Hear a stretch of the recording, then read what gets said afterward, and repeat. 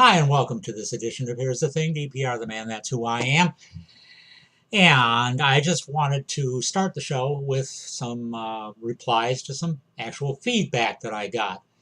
The last 7 minutes, 42 and a half seconds of the show on December 17th of 2017 got this feedback from the person I was talking about in that segment. He said that it proves that us baggers get our news from social media. Not once in 7 minutes, 42 and a half seconds did I mention social media. I mentioned that I use websites. Now let's get this thing straight, guy that I was talking about. Social media is part of the internet. The internet is not part of social media. Shows you how limited some people can be in their acquisition of what they consider to be information. If you happen to notice that I'm wearing a different shirt and have different lighting on different segments of this show, it's because I'm doing them on different days. As promised, I'm wearing a different shirt in this segment. I mentioned to you earlier that I'm doing the show on different days because I come up with ideas and I don't want to run longer than 30 minutes total, and I like to come up with some good, compact, decent ideas. I hope you can forgive the lighting during the day, because the biggest problem I have is doing the show during the day and the sun coming in the back window next to me here on my left tends to throw all kinds of glare and so forth. So yeah, the show's about me anyway, so as long as you can see me, we're in good shape. Okay, let's talk about something real quick. Something just popped in my head, not earlier today actually, regarding the holidays. Again, the cesspool of humanity, Facebook, getting comments about happy holidays and the use of same. Certain left-wing nuts out there think that it's still wrong to say Merry Christmas. They're using Christmas-oriented memes to bash Donald Trump. I have to say I got a little bit upset about that, because I thought to myself, well, what does that have to do with politics? Nothing. They're basically bashing Christmas. Now, I'm not going to get into the so-called war on Christmas or anything like that. That's another topic. But the comments were made to me, that I was some sort of butthurt princess because I didn't like people, telling me that I had to say happy holidays. And I said that I was instructed on my job with dealing with the public to say happy holidays. And they said that's bullshit.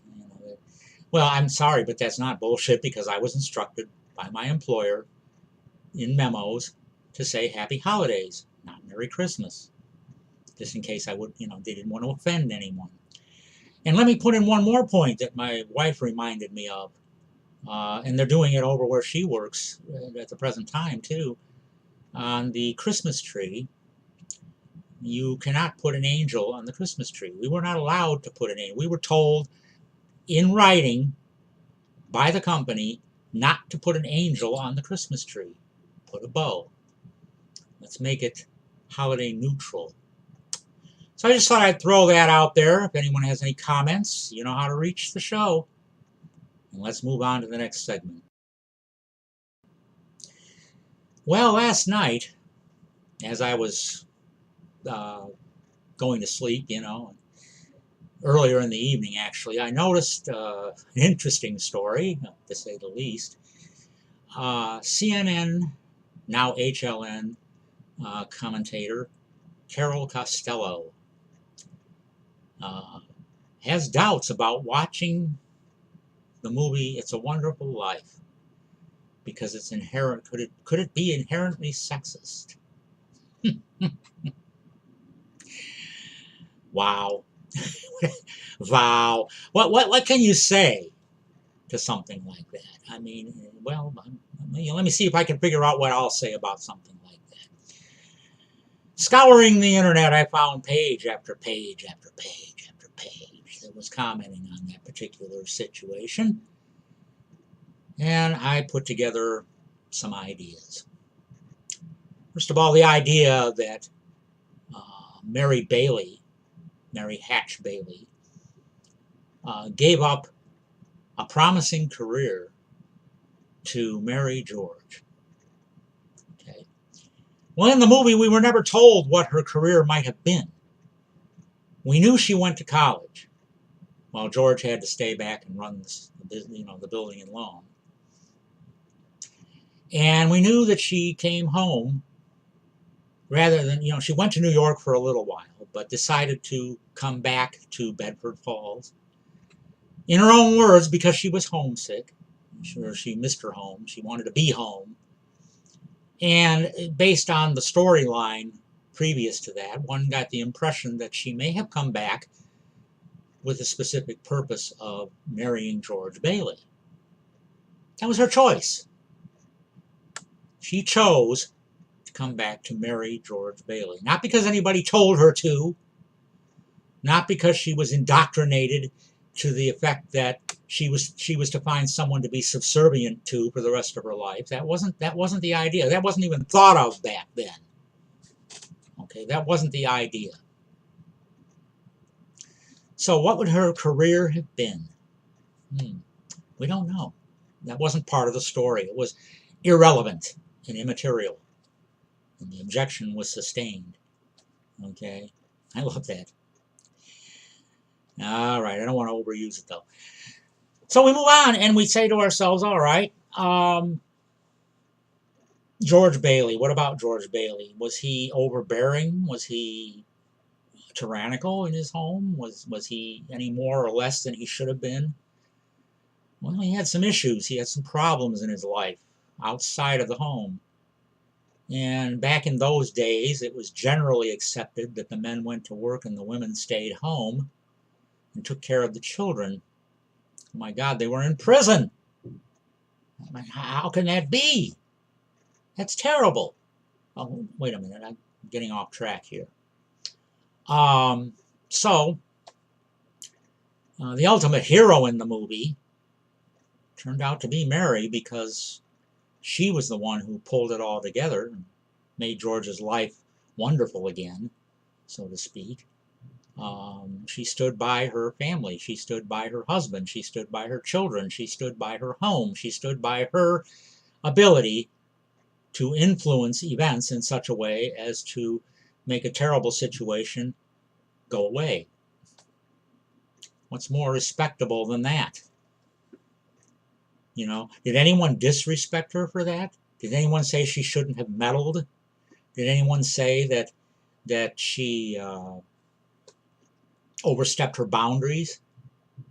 And let's look at the culture back then. 1944, when that movie was made. World War II was still going on. We were in the process of winning it by that time.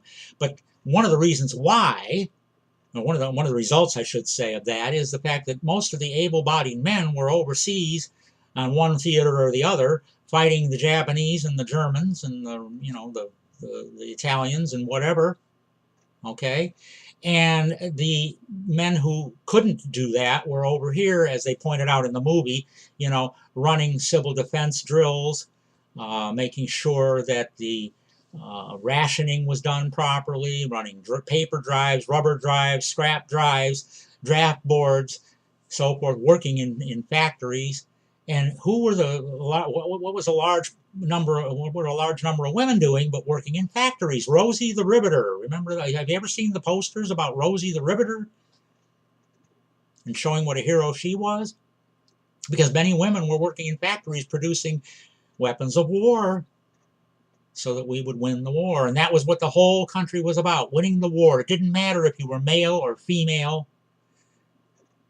It didn't matter if and none of that mattered. It was a matter of Americans of all races and creeds and colors and genders were doing one thing, making sure that America came out on top in World War II. The country was united, something that's basically foreign to us nowadays.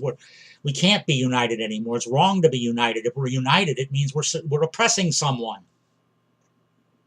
So what's wrong with that? Okay, what was wrong with that concept in that time and that culture that produced that movie? And one last item regarding that movie, something that the left should be actually happy about. Mr. Potter.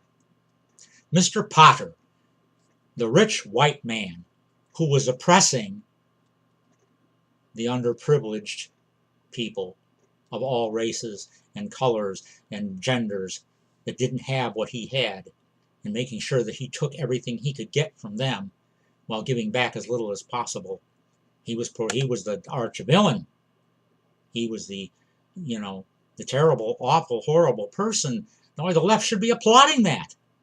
The left should love that movie, because Potter was the exact image of what they purport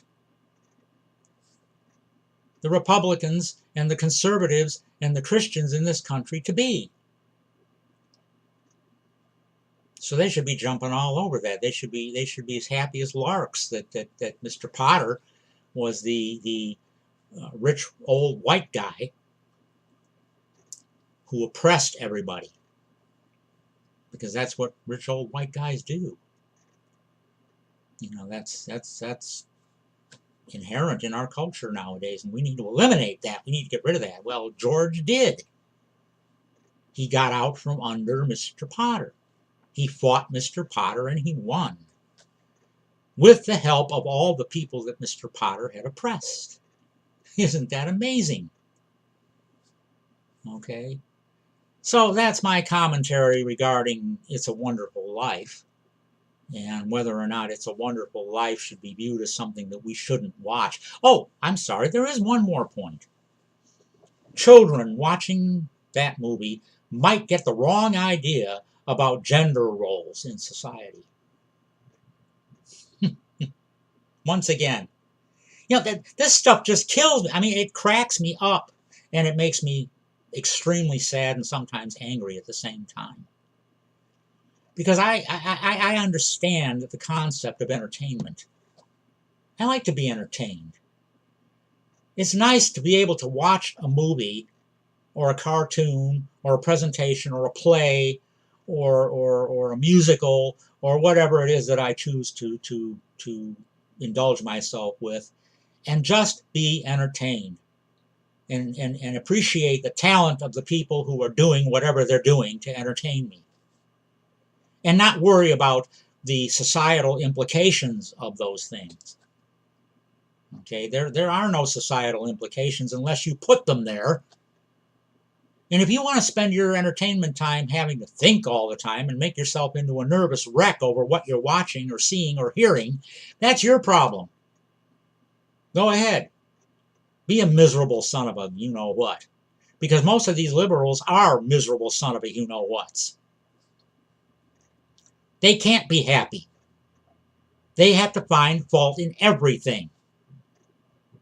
They have to find a problem in every piece of work that comes out, because if it isn't totally neutral about everything, there's nothing entertaining about neutral.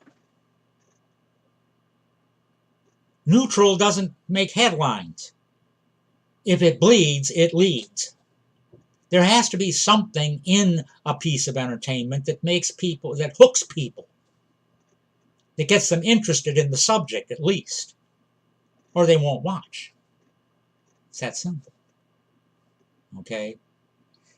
Unfortunately, the left has a bad habit of making up crap and putting it in to hook people's interest on things that don't exist. But they're going to keep looking until they do exist. So, once again, the movie It's a Wonderful Life, if you watch it as a movie that was produced in 1944 using actors and actresses that were talented and put on a show for you, about a story about a man who had a good life and didn't know it, and how he found out that he had a good life. What would have happened if he hadn't been born? That was the major theme of the whole movie. The fact that every person who's born and lives has an effect on every other person, perhaps in the world.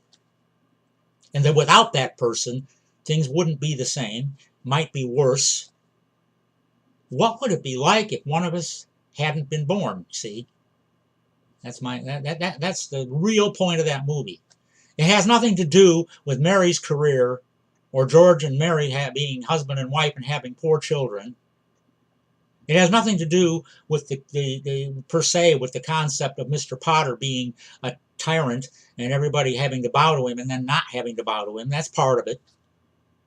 But the reason they're not bowing to him is because George Bailey was born, because George Bailey existed. If he hadn't existed, then everybody would have bowed to Mr. Potter. And George Bailey wasn't a flaming liberal. He was a businessman. He was a businessman trying to run a business for people who couldn't afford to do business with Mr. Potter. What's wrong with that? What's wrong with a man who was being fair? But if Mary wasn't the hero, or wasn't the main character, the driving force, then there's something wrong with the movie. It's sexist. Excuse me? I'm waiting for the remake. I'm waiting for the remake when Mary will be the secretary of the building and loan company, and George will stay home and take care of the kids. Don't be surprised, it might be coming. All right, we move along to yet another subject. This has all got to do with the holidays, pretty much. After all, Christmas just passed, and you have to wait until basically after Christmas to really get the feel of the crap that the left is going to spew out once Christmas is over. Again, forgive the glare behind me, but the sun keeps getting lower in the back window and reflecting off of my tremendous backdrop here in the bustling studio of Estopic Productions and WELBDBJ Radio. The next subject will be Donald Trump and the war on Christmas. If you'll recall, the war on Christmas was invented by the right to sum up the left-wing agenda of eliminating the idea of Merry Christmas and Christmas decorations on public property and offending Muslims, offending Jews, offending anyone who doesn't celebrate Christmas. And that was the so-called war on Christmas. And Barack Hussein Obama was very careful to put out Merry Christmas tweets and memes to make sure they covered his ass regarding the fact that he himself really didn't want a whole lot to do with Christmas, other than to put on the show for the left wing that they weren't all that bad after all. However, Donald Trump recently claimed that he won the war on Christmas. Now, generally speaking, I'm not going to say that Donald Trump is wrong per se, although he is human and he is entitled to make mistakes, and this is one that he made. He didn't win the war on Christmas. The people who voted for him won the war on Christmas, if there was one. The people who voted for him got tired of being dictated to as to what they can say and who they can say it to. First of all, the left tends to think, and I've said this many times before, that we're all too stupid to know how to behave. So they, in their great wisdom and proper behavior mode, are going to teach us how to behave. They're going to teach us how to treat each other. They're better than Christians. Okay?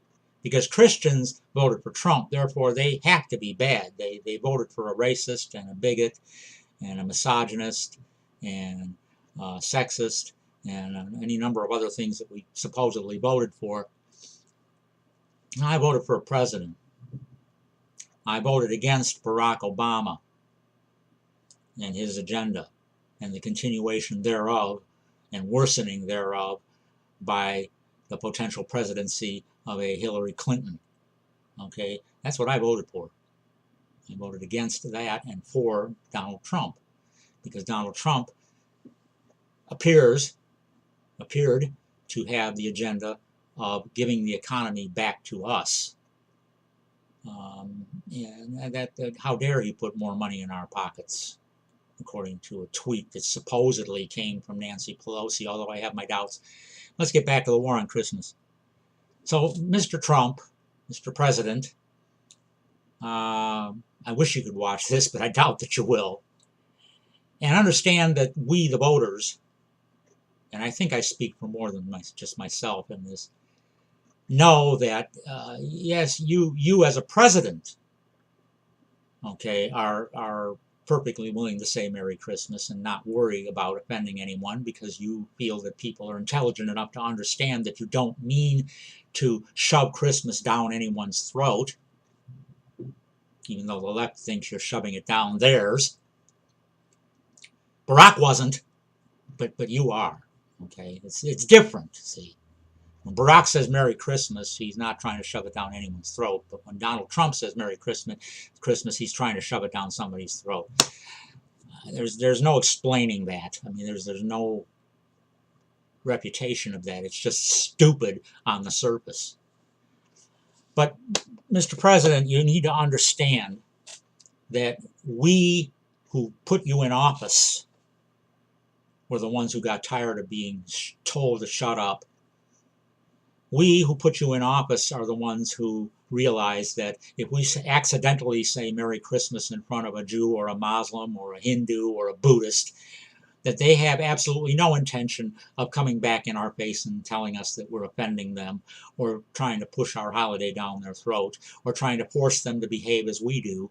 We know better than that. We're not stupid. We're not ignorant. We stopped the war on Christmas, if there was one. Okay? We are revolting against political correctness, because political correctness is nothing more than a group of people who claim to be on the moral high ground and be better than Christians, okay, who claim to be treating others as they would be treated. Okay, you're calling us stupid, so we'll call you stupid.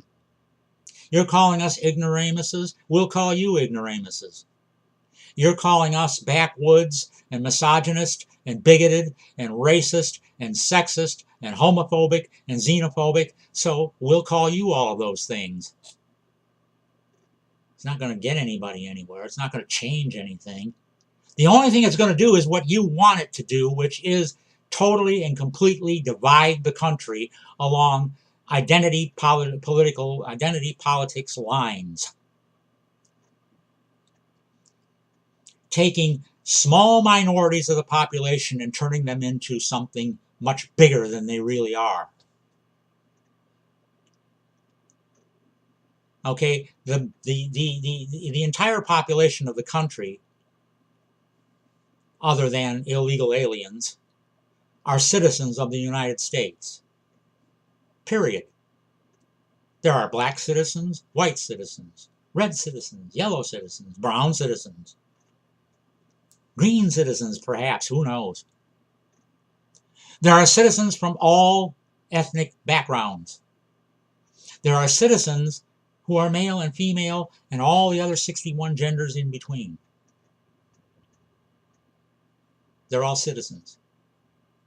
The one thing we have in common, the one thing, to tie this show together in a way, that It's a Wonderful Life and a number of other movies that were done back then showed, that united, this country is the strongest it could possibly be. If we all have one goal, to be better today than we were yesterday, and we all stuck to that goal individually. I want to be better than I was yesterday. You want to be better than you were yesterday. He wants to be better than he was yesterday, and she wants to be better than they were yesterday. And he, she, and she, he want to be better than they were yesterday. And I'm not making fun. You get my message here. If you don't, stop a second and think, and then get back to the show. If each individual in this country thought of themselves as wanting to be better than they were yesterday, then we'd all be better than we were yesterday. Every citizen would be better than they were yesterday on their own. Hallelujah. What a concept. What a concept. And you don't go around telling everybody else that there's something wrong with them if they're not doing what you're doing, or achieving what you're achieving, or if they don't have what you have, or if they have more than you have. It doesn't matter. It doesn't matter. The thing we resent in many rich people isn't the fact that they're rich so much as the fact that they keep on having to remind us of it. And they judge us if we're not rich. Or the poor judge the rich for being wrong because they're not rich. Why waste your energy, people? What are you competing with? You're competing with concepts. You're competing with constructs of the left telling you that you need to compete with people who aren't competing with you. I mean, it doesn't matter. Okay? What am I worried about from day to day? I'm worried about this house, this family, what we have and what we want to achieve, and how we're going to get there without lying, cheating, or stealing to do it. Okay? That's what I'm concerned about. And if everyone was concerned about that instead of what everybody else is doing, the country united would stand.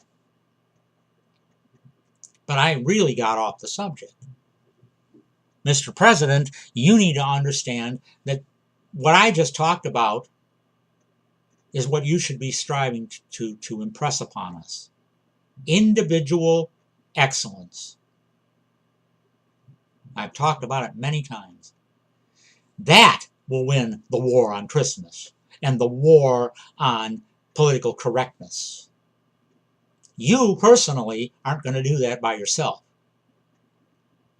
You need to impress upon everyone that can happen. Because whatever you do on your own, in a few more years or another term or whatever the case may be, could be erased in a heartbeat if the wrong people get in charge again. So don't look at it as something you personally did. Look at it as something that all of us who back you, who believe in you, did and wanted to do for years, but were afraid to do for fear of embarrassment, public ridicule, even violence. Even today, there's people who won't admit they voted for you because they're afraid of retaliation. Let's address that. Let's deal with that. Okay? Let's deal with that. And so, we're fast reaching the end of this show. Before we conclude things, of course, I have to come in with this particular segment where I say to you that I need your feedback, okay? I need people to watch this. I need people to listen to this. I need people to yell at me and scream at me and call me names and agree with me and disagree with me because it's fun and because it gives me more stuff to talk about. I spent the first 1 minute and 14 seconds and then the second 2 minutes and 53 seconds, yeah, I've got it all on the screen here, addressing feedback. That was fun. That gives me stuff to think about, and I love that. Okay? And I don't believe that I told anyone they were wrong. I just happened to disagree, and I felt that I should tell people why. Like I say, you tell me what you're thinking, and I'll tell you why you're thinking it. It's that simple. I can research. I can find out where you got your information. In one case, all I have to do is go to a few Facebook pages and look at the memes, and that's where some people get all their information. Isn't that fun? I don't do it, and I won't do it, and I've never done it. And matter of fact, I post very few memes. I make up my own sometimes. You've seen one of them during the show here, if you watch the show. But get in touch with us. HDT2010 at roadrunner.com, YouTube, heresdathing.com, heresdathing.com on Google+, heresdathing.com Facebook, and heresdathing.com's website. That's how you do it. Let's roll to the end.